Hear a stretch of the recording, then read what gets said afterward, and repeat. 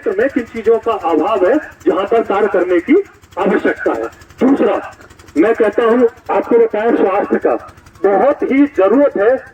आप जानते हैं भीमपुर पर 100 शैया का बेड है, 100 शैया का। अगर उसमें सुविधाएं हो जाएं, उसमें वेंटिलेटर है, अगर वो लोगों के लिए उसकी सुविधाएं मिलने लगे तो सोचिए आपके जो डेंगू का इलाज, मलेरिया का इलाज या छोटी छोटी जो बीमारियां हैं उनका इलाज यहाँ पर मिल सकता है। लेकिन क्या कारण है आप सभी जानते हैं, या तो डॉक्टर कम है या ऑपरेटर्स कम है, तो उनकी व्यवस्था आज तक क्यों नहीं हो रही। स्वास्थ्य की सेवाएं अच्छी नहीं है पूरे क्षेत्र में, आप देखिए। दूसरा, समस्याएं भी बताऊंगा, समाधान भी है। ऐसा नहीं कि समस्या आपके सामने बता दूं और मैं यहाँ से चले जाऊं, समाधान भी। दूसरा, इतने बच्चे हैं यहाँ पर, ये सभी बच्चे कहाँ पर पढ़ते हैं? इसी क्षेत्र में सरकारी विद्यालयों में या इसी तरीके से कहीं घूमते हैं ना। तो अगर देखा जाए स्कूल की अगर व्यवस्था की बात करें तो आप देखेंगे कि हमारे जो क्षेत्र से बच्चे कहाँ पढ़ रहे हैं और कितने ये यहाँ से पीएम, एसएसपी, इंजीनियर, डॉक्टर कितने बन रहे हैं।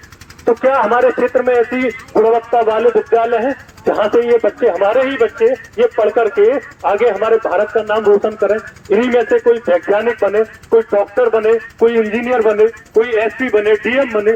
लेकिन ऐसी सुविधा नहीं है किसी भी विद्यालय में। आप जाकर के देखें, सरकारी विद्यालयों की अभी बहुत हालत खराब है। प्रेशर रहता है, मैं उनका भी सपोर्ट करूंगा। तो कुछ टीचरों को लगातार जो अलग कार्य रहते हैं उनमें भी इन्वॉल्व कर दिया जाता है। लेकिन फिर भी ये जिम्मेदारी खत्म नहीं हो जाती कि जो हमारे बच्चे हैं आज ये कहीं पर कंपटीशन नहीं कर पाएंगे। अगर इन बच्चों को इंग्लिश मीडियम या कॉन्वेंट में जो बच्चे पढ़ते हैं उन विद्यालय में पढ़ने वाले बच्चों से अगर इनका कंपटीशन करा दिया जाए तो ये बच्चे कहीं पर भी एग्जिस्ट नहीं करते हैं, कहीं पर भी नहीं। क्योंकि हमारे क्षेत्र में ऐसी सुविधाएं नहीं है, ना ऐसी बनी है जहां पर हमारे इन बच्चों का भविष्य संवर सके। क्योंकि आप जानते हैं दादा, आप लोगों की उम्र हो चुकी है, जो महिलाएं बुजुर्ग हो चुकी हैं उनकी पूरी उम्र कट चुकी है। सवाल आप लोगों का नहीं है, सवाल है इन बच्चों का जो ये सैकड़ों बच्चे यहाँ पर सुन रहे हैं। सवाल है कि इन बच्चों के भविष्य का क्या होगा। क्योंकि आप लोगों के पास में जमीनें थी, हमारे क्षेत्र में प्रत्येक व्यक्ति के पास 10, 20, 50 बीघा जमीन थी। मेरे दादा के पास भी 200 बीघा जमीन थी, लेकिन आज वर्तमान की बात करूं तो मात्र 1.5 बीघा जमीन आती है। और यही आपके जो बुजुर्ग हैं उनके पास में जमीनें थी और वो जमीनी से ही लालन पालन करते थे, नौकरियों को ठुकरा देते थे कि हम नहीं जा रहे नौकरी करने, क्या 1-1.5 रुपया मिलेगा, हम अपनी जमीन करेंगे, घर पे रहेंगे। लेकिन आज वो समय जा चुका है। आज 1.5, 2-2 बीघा जमीन है, अब वो किसान भी नहीं रहे हैं, उनको कहते हैं खेती हर मजदूर। अपनी खेती में ही मजदूरी कर रहे हैं। अब उस फसल से अपनी बेटी की शादियां के लाले पड़ जाते हैं और अपनी बच्चों की शिक्षा के लिए अच्छी व्यवस्था नहीं कर पाते हैं। लेकिन दूसरा जो मैं कह रहा हूं, अगर किसी भी क्षेत्र का अगर विकास हो सकता है तो एकमात्र रास्ता है जो निकल के जाता है शिक्षा से।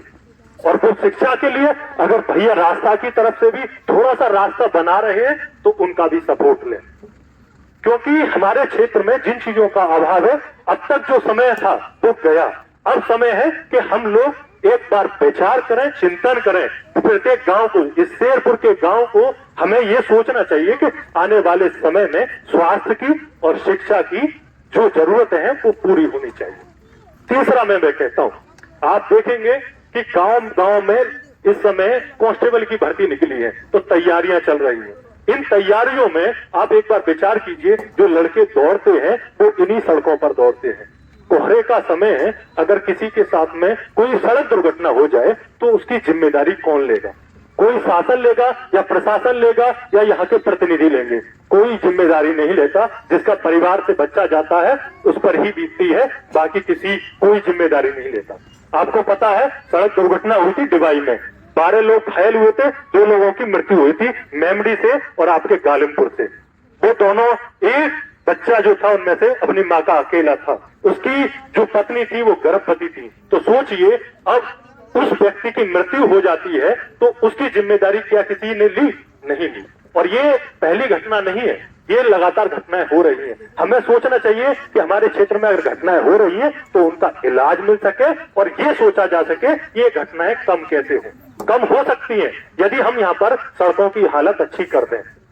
क्योंकि आप देखेंगे, मैं बच्चों की कह रहा था, जो लड़के तैयारियां करते हैं इन्हीं सड़कों पर दौड़ते हैं, पूरे क्षेत्र में एक भी खेल कूद का मैदान नहीं है।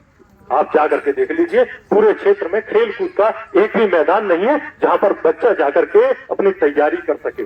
कभी हमने सोचा कि हरियाणा में प्रत्येक घर में एक बॉक्सर होता है, एक पहलवान होता है, एक तीरंदाज होता है, एक टेबल टेनिस खेलता है, एक फुटबॉल खेलता है, लेकिन हमारे क्षेत्र में कोई है यहाँ से कोई फुटबॉल खेलता हो? गली क्रिकेट खेलते हैं, सभी खेलते हैं, लेकिन क्या कोई फुटबॉल खेलता है?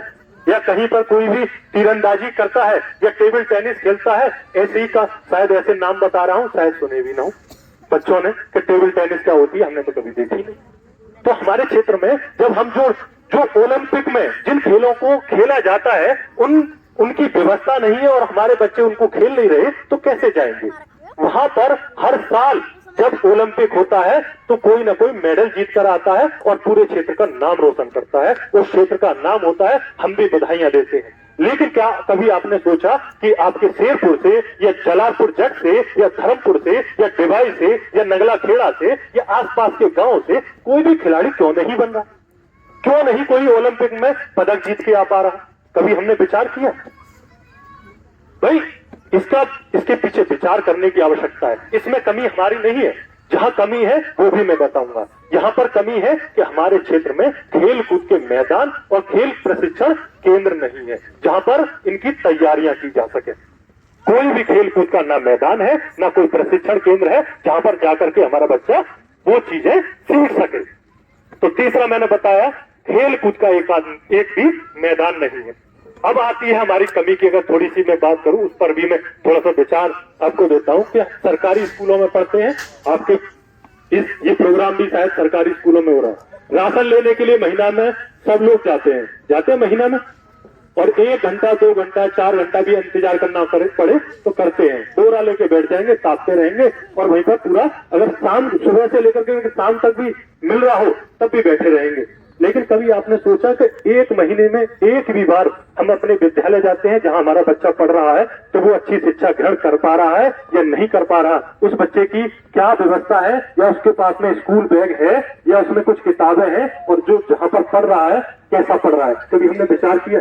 हम एक भी बार नहीं जाते। कोई जाता है आप लोगों में से? कोई नहीं जाता है। यहाँ हम लोगों की कमी है। अगर महीने में एक व्यक्ति भी अपने घर से जाए और देखे कि कैसी हमारे बच्चों को शिक्षा मिल रही है, तो आप यकीन मानिए, एक दिन आप जाएंगे, दूसरा दिन कोई दूसरा जाएगा, तो कुछ दिन हर दिन आपके विद्यालय में 2 से 4 लोग बैठे हुए मिलेंगे, और जब बैठे हुए मिलेंगे तो आप देखेंगे आपके बच्चों की शिक्षा अच्छी होने लग जाएगी। ये जिम्मेदारी हमारी बनती है कि हम क्या कंट्रीब्यूशन कर सकते हैं। हम लोगों की भी कमी है, ये नहीं कि हम लोगों की कमी नहीं, सारी कमी हम क्षेत्र के जो प्रतिनिधि हैं उन पर ही छोड़ दें। कुछ कमियां हैं, अपने ऊपर भी हमें विचार करना है कि हम अपने बच्चों की, क्योंकि अब हमारे पास में जमीनें नहीं है, हमारे पास में बस सिर्फ एकमात्र हथियार बचा है और वो हथियार है शिक्षा। अगर हम बच्चों की शिक्षा पर थोड़ा सा भी फोकस करें तो ये बच्चे बहुत कमाल कर सकते हैं। इन बच्चों में प्रतिभाओं की कमी नहीं है, किसी को कुछ भी बना सकते हैं आप छोटे से बच्चे को आज से ही कोई टेबल टेनिस या फुटबॉल का खिलाड़ी या क्रिकेटर कुछ भी बनाना चाहे आप बना सकते हैं। अपने क्षेत्र से रिंकू सिंह गया है, लेकिन रिंकू सिंह आपका अलीगढ़ में मेहनत करके गया है, इस क्षेत्र में तैयारी करके नहीं गया है। या वो बंगाल से तैयारी करेगा या मुंबई से तैयारी करेगा, वहां पर जाकर सीखेगा, तब वो खिलाड़ी बनता है। लेकिन अपने क्षेत्र में कोई खेल कूद का मैदान नहीं है। अब चौथा मैं बात बताता हूँ, आपका बच्चा जैसे तैसे इंटर कर लेगा, इंटर कर ली, हाई स्कूल कर ली, कुबेर इंटर कॉलेज से या आसपास के कॉलेज से, इसके बाद में प्रश्न बनता है, क्योंकि यहीं पर आकर के हमारे जो ग्रामीण है वो सोच खत्म हो जाती है, इससे ऊपर हमारा बच्चा पढ़ लिया है, इंटर कर ली भाई, अब इसको काम पर भेज दीजिए, या फिर जो बिटिया है उसकी शादी कर दीजिए, बस इतना ही हम उसको सोचते हैं कि ये पढ़ गया। लेकिन अब इससे आगे की बात करता हूं, तो इंटर करा दिया आपने, अब उसको अगर यदि आप आगे पढ़ाना चाह रहे हैं तो आप विचार करेंगे इस पूरे क्षेत्र में एक भी सिंगल एक भी राजकीय महाविद्यालय नहीं है इस पूरे क्षेत्र में। क्या है? आप कहां पढ़ते हैं? अभी हमारे भैया है, कहां पढ़ेंगे? डीएस में। कहां? अलीगढ़। कहां पढ़ेंगे? अनूपसर। या फिर पढ़ेंगे बुलंदशहर से भी बाहर, दिल्ली, गाजियाबाद, मेरठ, इन जगहों पर के जाकर के पढ़ते हैं। हमारे क्षेत्र में एक भी बड़ा जो उच्च महाविद्यालय होना चाहिए वो पूरे क्षेत्र में नहीं है।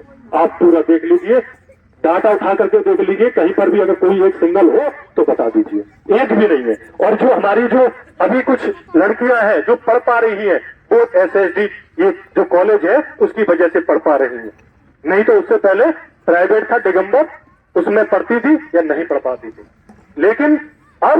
लेकिन जरूरत है इस क्षेत्र में एक राजकीय महाविद्यालय हो जिसमें लड़के लड़कियां जो हमारे क्षेत्र से पढ़ सके, उसमें इंजीनियरिंग पढ़ सके, LLB कर सके, या फिर BA MA कर सके, BSc MSc कर सके, या कोई अलग कोर्स कर सके। हमारे क्षेत्र में होना चाहिए लेकिन नहीं है। इसलिए मैं कह रहा हूं, इस क्षेत्र को आप देखेंगे तो आपको ऐसा लगेगा कि आज आजादी को 75 साल नहीं मात्र 5 साल हो गए। ऐसा लगेगा इस क्षेत्र को देखने के बाद कि 75 साल नहीं, अभी हमें आजादी नहीं मिली, क्योंकि आज अगर आजादी मिली होती तो इन 75 सालों में हमारे क्षेत्र में ये सुविधाएं होती, लेकिन आज तक नहीं है। और ना ही इन चीजों को कोई उठाने वाला। आपको पता है जब अगर इलेक्शन आता है तो धर्म के नाम पर और जाति के नाम पर वोट मांगा जाता है, विकास के नाम पर वोट नहीं मांगा जाता कि हम आपके क्षेत्र में खेलकूद का मैदान देंगे या उच्च शिक्षण संस्था देंगे या फिर अच्छे यहाँ पर विद्यालयों की व्यवस्था अच्छी करेंगे। इन चीजों के बारे में वोट नहीं मांगा जाता।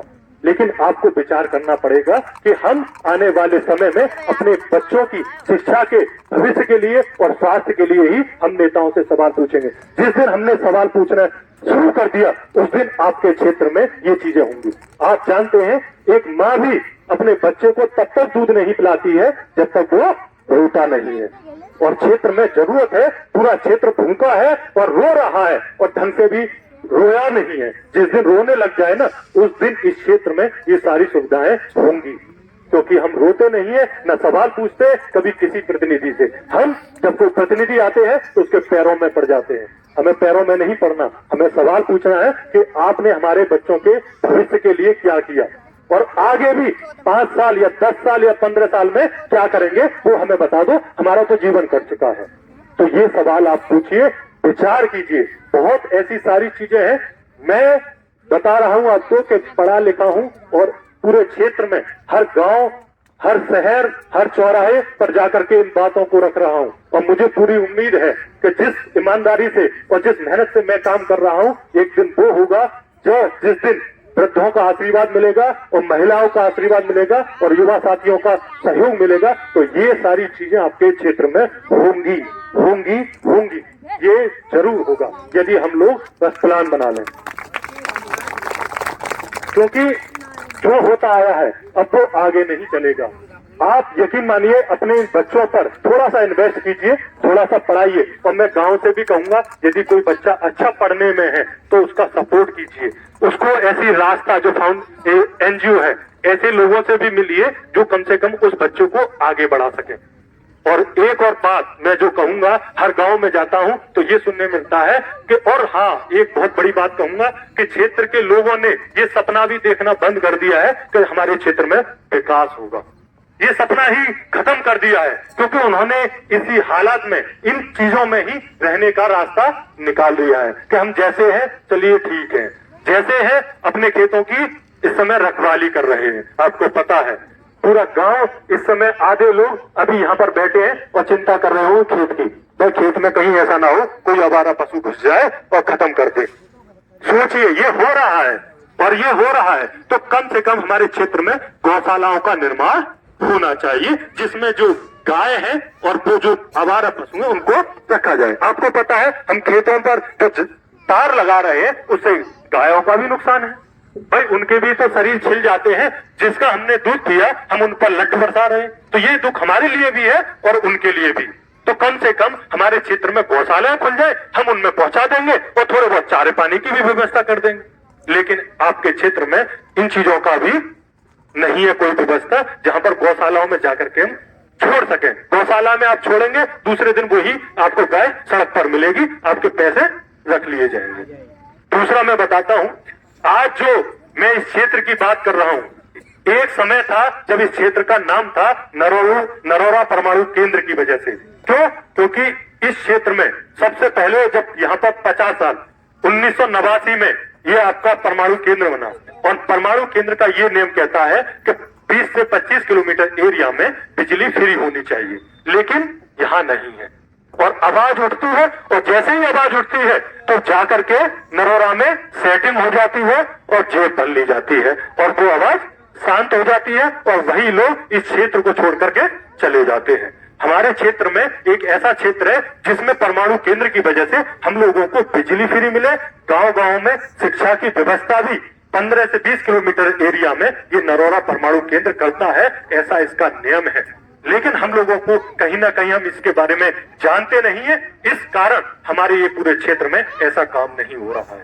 आपको पता होगा इस नरोरा परमाणु केंद्र का जो 200 करोड़ से ऊपर के प्रोजेक्ट होते हैं उनका 2% क्षेत्र के विकास के लिए लगता है, लेकिन वो विकास क्या आप बता सकते हैं इस गांव में 75 सालों में नरोरा परमाणु केंद्र की तरफ से कुछ भी हुआ? कुछ नहीं हुआ, कुछ भी नहीं हुआ इस पूरे क्षेत्र में। तो ये इन सब बातों के बारे में आप विचार कीजिए, आप सोचिए, और खास करके देखो जो लोग आते हैं भाषण देते हैं चले जाते हैं। मैं कह रहा हूं लोधी कृष्णा राष्ट्रवादी नाम है, नगला खेड़ा लेदर खेड़े का रहने वाला हूं, शायद आपकी एक आध की रिश्तेदारी भी हो, उसमें दूर से नहीं हूं, आपके बीच हूं, लगातार आपके बीच में संघर्ष करूंगा, रहूंगा, आपके बच्चों के भविष्य के लिए अच्छा कार्य करूंगा। अगर शायद ऐसा प्रोग्राम ना होता, हो सकता है कुछ और होता, तो शायद मैं आता भी नहीं। जब बताया कि इतने मन से प्रोग्राम किया जा रहा है और खास करके बालिकाओं की शिक्षा के लिए बढ़ावा दिया जा रहा है, और जब मैंने गूगल किया कि 1994 से ये संस्था चल रही है और 25 साल पूरे हो चुके हैं, तो कम से कम अच्छा कार्य कर रही है। अगर कुछ बालिकाओं को आगे बढ़ाने का कार्य कर रही है, या महिलाओं को थोड़ा सा सशक्त, थोड़ा सा सिलाई में या छोटी मोटी ट्रेनिंग देने से उनको थोड़ी सी आजीविका की भी व्यवस्था कर रही है, तो बहुत ही शानदार काम कर रही है। एक बार जोरदार तालियों के साथ में पूरी टीम का। और ये आपकी तालियों की वजह से जो आप लोग मनोबल बढ़ाते हैं, और यही मनोबल इनका बढ़ता है, उसी से ये कार्य करते हैं। अभी मैं अपनी एक बहन को सुन रहा था कि मैं इसी गांव से हूँ, क्या नाम बताया था आपने बहन? मोनिका, मोनू, बहुत अच्छा बोला। और कोशिश मेरी यही है कि गांव का एक छोटे से छोटा बच्चा और गांव की छोटी से छोटी एक महिला एक या बच्ची वो बोले, वो बोलना सीखे। हमारी सबसे बड़ी कमी है कि इतने लोग बैठे हैं, अगर हम उनके हाथों में ये माइक दे दें तो लोग बोलो, तो तुरंत भैया हम ना बोल रहे, तुम ही बोल लो, भैया हम ना बोल रहे, कोई नहीं बोल पाएगा, तो अपना नाम तक नहीं बता पाएंगे इस पर। तो हमारी सबसे बड़ी कमी रही है कि हमारे अंदर इतनी हेजिटेशन है इसको पकड़ने की। लेकिन जिस दिन हमने पकड़ना सीख लिया, तो कम से कम मैं ये भी कहूंगा कि जब आप कार्य कर रहे हैं, इस गांव में 1 साल तक रहने वाले हैं, तो कम से कम इस गांव से 10 से 15 बच्चे ऐसे हो जो मंच से बोले नहीं, दहाड़े और वो सवाल पूछे। ऐसे बच्चे हमें तैयार करने हैं। तो कम से कम आप अपनी ट्रेनिंग में ये भी एक ट्रेनिंग दीजिए कि जो बच्चे आए हैं, जो तैयारी कर रहे हैं, छोटे छोटे बच्चों के लिए आप इस तरीके से तैयार करें, वो बोले, कविता बोले, कुछ थोड़े से सांस्कृतिक कार्यक्रम करें जिससे वो बोलना सीखे। और बोलेंगे तभी आगे बढ़ पाएंगे। हमारे जो लोग हैं, पता क्या होता है, बैठेंगे यहाँ से और धीरे धीरे खसकते हुए पीछे तक चले जाएंगे, और गलती से कह दिया कि माइक ले लो तो फिर तो बात ही खत्म है। तो वो हमें सीखना है, और आपको भी सीखना है। बहुत अच्छा आपने बोला, पर्चे के माध्यम से बोला, आपको बोलना है और सीखना है, और आपको अपने क्षेत्र के ऐसे ही बच्चों को और ऐसे छोटे छोटे बच्चों को तैयार करना है। छोटा सा एक माइक आता है 2-2.5 हजार रुपए का, सब लोग मिलकर अगर चाहें, मेरे पास भी एक माइक है, मैं भी लाया था, 2-2.5 हजार रुपए का माइक है, उसको ले और इन बच्चों की तैयारियां करवाएं। ये बच्चे बोलना भी सीखें, तभी इनके अंदर एक लीडरशिप क्वालिटी डेवलप होगी।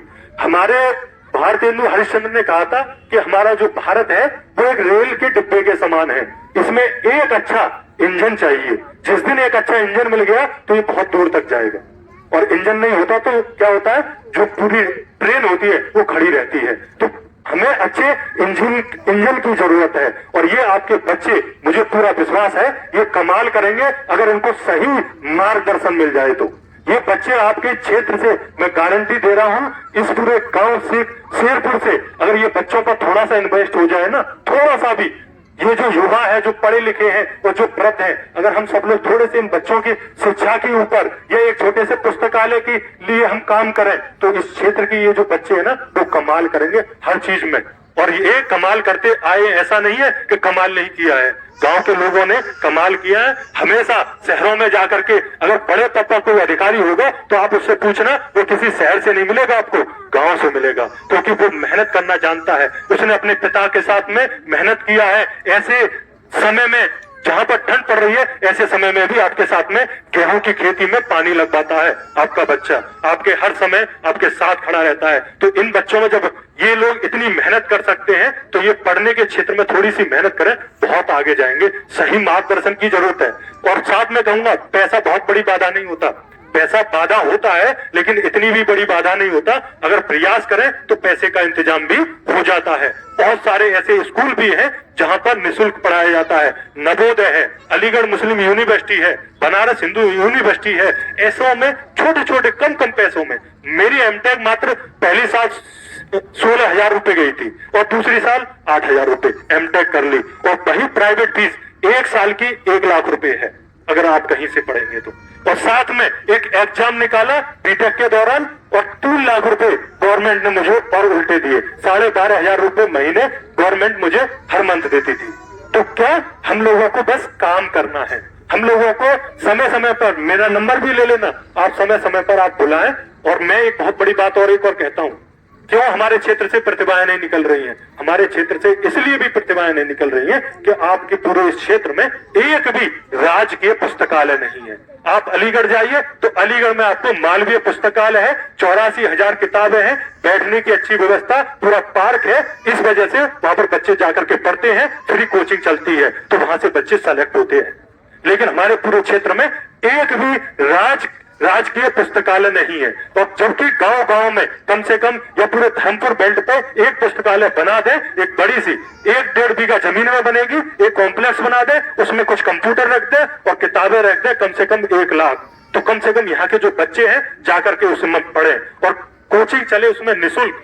इस तरीके से व्यवस्था करने की आवश्यकता है इस क्षेत्र में। और बहुत बड़ी बात नहीं है, अगर चाहे तो ये 6 महीने में ये कार्य हो सकते हैं।